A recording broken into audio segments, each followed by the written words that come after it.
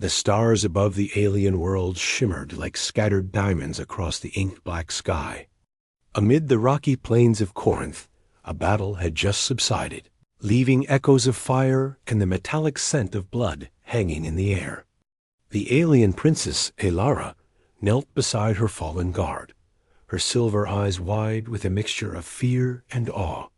The human Kale lay sprawled on the scorched ground, his armor battered, his body bruised and broken. Yet his chest rose and fell with stubborn life, each breath a testament to his endurance.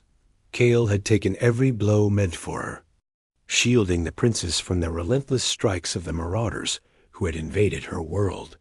From the moment the first horn of warning sounded, Kale had placed himself between Elara and death, deflecting blasts and absorbing attacks with nothing but sheer courage and human instinct. His determination had left the alien forces disoriented, their precision failing against someone who refused to yield. Elara's hands trembled as she pressed a cooling gel over a deep gash on Kale's shoulder, a wound that would have felled any of her own kind. He groaned softly but did not pull away. "Kale, you should rest," she whispered, her voice barely audible over the distant cries of retreating enemies. Kale lifted his head with effort, his dark hair matted with blood and sweat. "Princess, there's no time. I must ensure you are safe first," he rasped. His words were weak, but the conviction behind them burned bright. He was human, fragile in appearance, but there was something within him the alien mind struggled to comprehend, a combination of tenacity, selflessness, and a resolve that defied natural limits. Elara's heart tightened. Humans were often underestimated, thought weak and fragile compared to the lithe and powerful Corinthians, but Kale had proven otherwise. Each time he was struck, he had risen again. Each time he was forced to the ground, he had pushed himself up with a single-minded focus on protecting her. Her own warriors had fallen more quickly, overwhelmed by brute force and technique. Kale had stood like a wall, unyielding and unbroken. A night deepened, and with it came the glow of the twin moons. Elara helped Kale to his feet, supporting him as he leaned heavily on her shoulder. "We must reach the palace," she said, though her words were tinged with uncertainty. The marauders had scattered for now, but reinforcements could come at any moment. Kale nodded, gripping her arm tightly to steady himself as they moved across the rugged terrain. Kale's body protested with every step. His legs shook and his vision blurred intermittently, but he refused to surrender. "Keep moving," he urged, his teeth clenched against the pain. There was no pride in his words, only an unwavering commitment to ensure Elara reached safety. Each time she offered to carry him, he shook his head. The human mind, he believed, could endure far more than the alien body might suggest. When the palace finally came into view, its crystalline towers catching the moonlight like shards of ice, relief washed over Elara. Guards rushed to meet them, astonished to see the human in such a state, yet still alive. Their gazes shifted from concern to awe as they realized Kale had endured what no Corinthian could have survived. He had become a living symbol of human resilience, a testament to the kind of strength that could not be measured by raw power alone. In the throne room, the queen awaited, her presence commanding and formidable. She was taller than most of her subjects, her armor glinting like polished obsidian, and her gaze was sharp, calculating. Elara laid Kale gently on a reclining chair, watching as her mother examined him closely. "He took every blow for you," Elara said softly, pride and anxiety mingling in her voice. "Every strike that could have ended me, he absorbed it." The queen's eyes narrowed, not in suspicion, but in fascination. She leaned closer, her attention riveted on Kale. Humans were unusual, fragile, and yet here lay one who had defied their expectations entirely. The queen extended her hand, touching Kale's battered shoulder with her fingertips.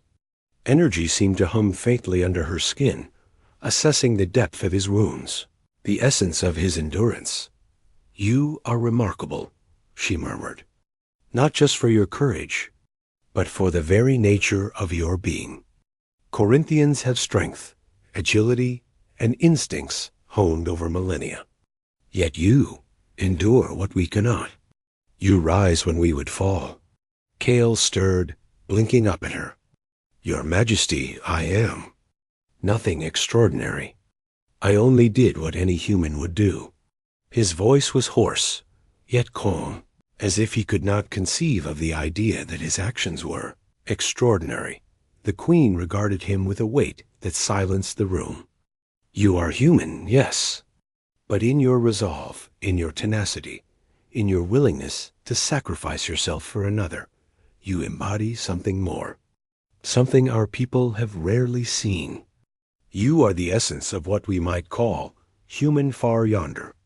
The HFY spirit of courage and determination beyond your natural limitations." Elara's eyes widened at the title, unfamiliar yet profoundly fitting. Kale, human though he was, had displayed traits that transcended species. He had fought not for glory or reward, but for another life, for loyalty and honor that no Corinthian warrior could rival. The Queen spoke again, her tone decisive. "Kale, you will not simply remain a protector or a guest in this palace. You are now claimed by the crown, not as a servant, but as one who carries the strength of your kind into our realm. You will train our warriors, teach them resilience, and share your understanding of endurance and strategy. In short, you will become part of our legacy." Kale's gaze flicked to Elara, who smiled faintly, pride shining in her eyes.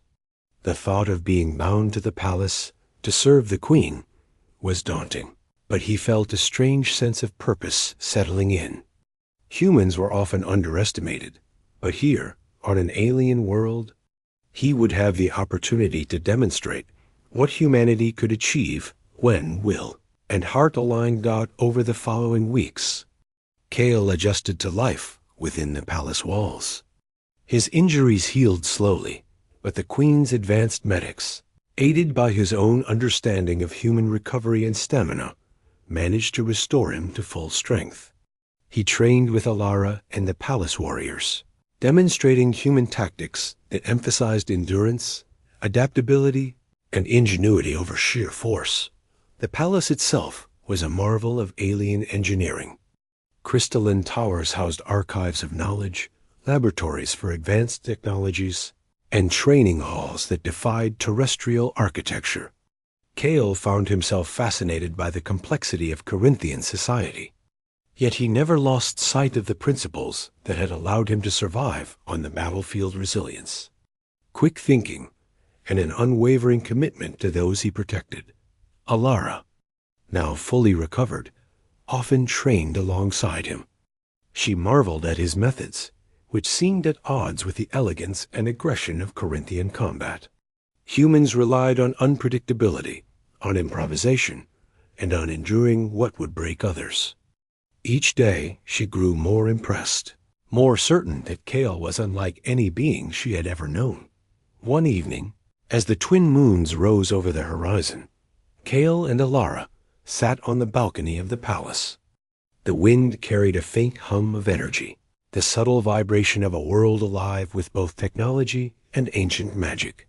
"Kale," Elara said quietly, "you have changed everything for us.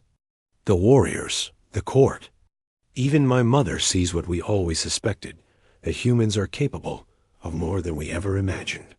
Kale looked at her, a small smile touching his lips despite the long days of training and duty. "I did not come here to change anyone," he replied. "I only did what I had to do to protect you. That I could inspire others, that is something I never expected." Elara reached out, placing her hand over his. "You have inspired more than you know. Even my mother. She has claimed you not just as a protector, but as part of our people.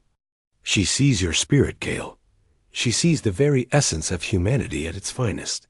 The Queen, standing silently behind them, nodded. Indeed, she said.